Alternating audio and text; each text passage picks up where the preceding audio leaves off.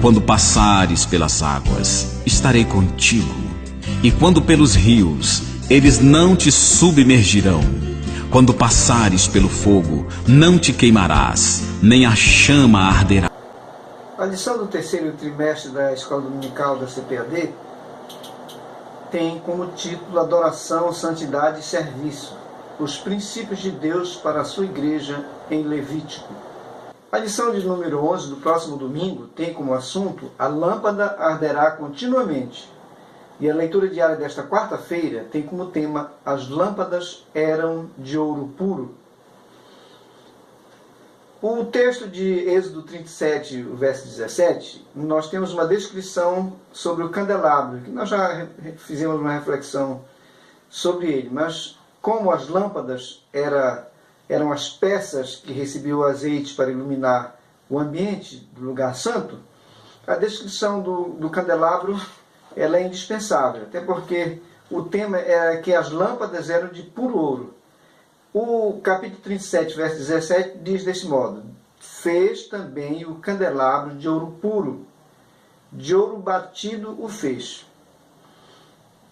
O verso 23 diz: também lhe fez 7 lâmpadas, eram de ouro puro.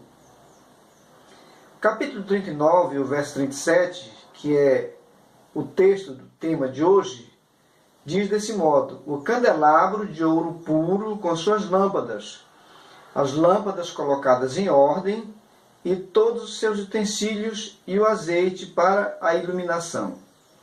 Então vejam como a palavra-chave aqui é o ouro puro. Uma outra coisa importante é que ele era batido.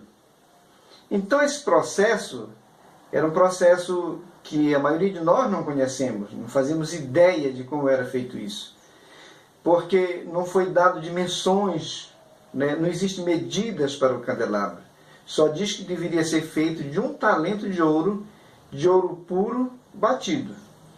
Então, tenho aqui um parágrafo que encontrei no artigo que diz assim: o candelabro confeccionado de uma única peça de ouro tem o conceito de inteireza, de autoridade, de unanimidade, de singularidade, pois há um só mediador, um só Salvador, um só caminho, um só corpo, um só Deus, uma só igreja, um único sacrifício pelo pecado.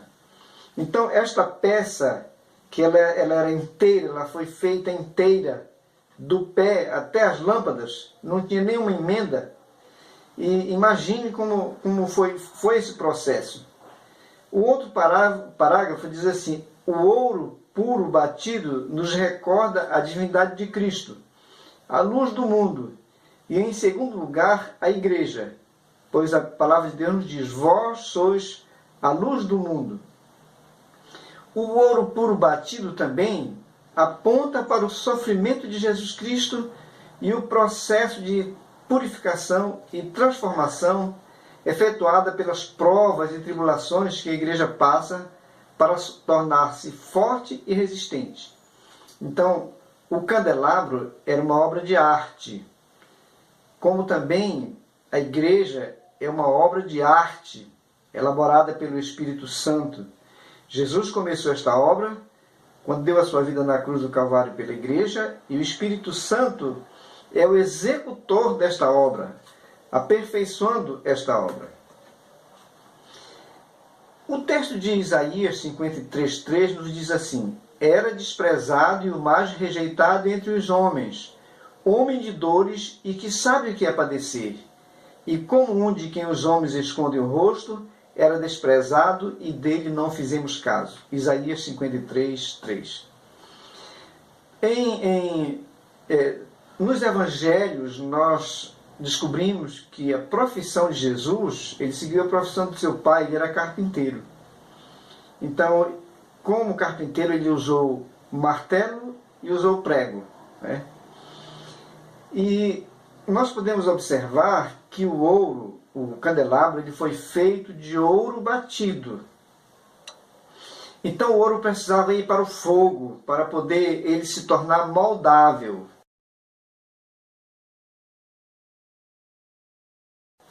É o fogo que elimina as impurezas de qualquer metal nobre. E o ouro com ouro não é diferente. Então eles pegaram um talento de ouro bruto e foram trabalhar. Foram colocar no fogo para poder dar forma nele. Eu não sei como eles fizeram isso. Quando construíram o templo no Templo de Salomão, havia um lugar, um terreno propício para fazer esses moldes.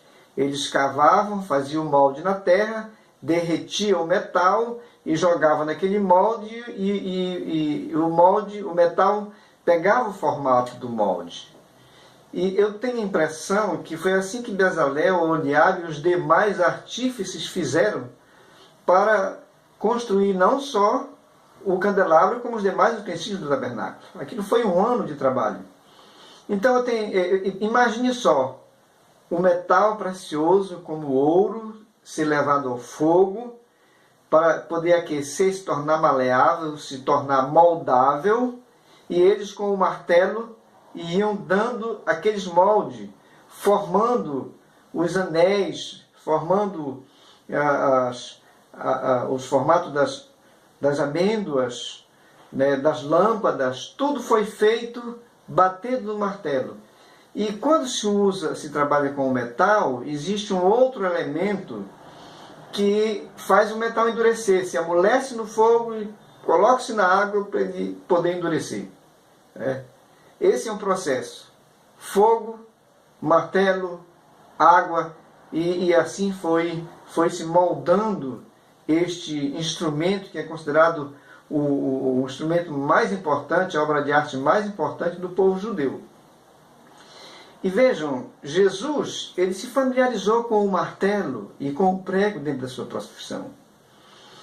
Esse martelo, ou pelo menos o instrumento que foi instrumento da profissão de Jesus, foi um instrumento semelhante usado para o seu suplício. Pois o carrasco, quando o cravaram na cruz, usaram prego e martelo. Então Jesus sabia o que era aquele instrumento. Ele conviveu a sua vida toda terrena com aquele instrumento.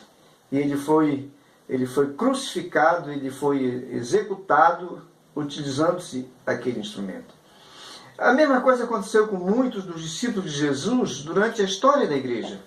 Outros discípulos foram crucificados, foram queimados, foram cerrados. Hebreus, capítulo 11, quando fala nos heróis da fé, ele descreve o que aconteceu com muitos discípulos, seguidores de nosso Senhor Jesus Cristo. E o mais interessante, o mais alarmante, que assim como aconteceu no passado, ainda continua acontecendo hoje com muitos dos discípulos de nosso Senhor Jesus Cristo. Muitos são degolados, são queimados, são espancados, são abusados. Então, as piores crueldades em pleno tempo de tolerância, se pregam tanto a tolerância, mas não existe tolerância para com os discípulos do Senhor Jesus em muitos lugares do nosso planeta. E eu quero aqui lhe chamar para refletir sobre o que nós estamos falando. Se você está passando por um processo parecido com esse em algum momento da sua vida, você tiver que passar, saiba que todo metal nobre precisa passar pelo fogo, precisa passar pelo equipamento que dá a forma, que modela, precisa ser lançado na água para poder ele endurecer, ficar firme. Então, esse é um processo natural com qualquer metal nobre. Mas nós temos uma promessa de Deus que ele diz: se passares pelas águas, ou quando passares pelas águas, eu estarei contigo. Se passares pelo rio, eles não te submergirão.